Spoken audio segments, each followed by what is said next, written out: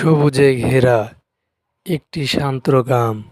সেখানে একটি ছোট পরিবার সুখে থাকে। এই পরিবারে থাকতো বাবা মা আর তাদের একটি ছেলে।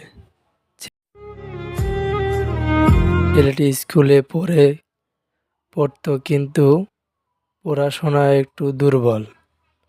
স্কুল থেকে ফিরে সে চুপচাপ বসে থাকতো।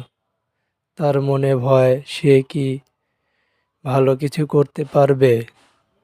একদিন বাবা তাকে ডেকে বলল, কেন এত চিন্তা করছো কেন?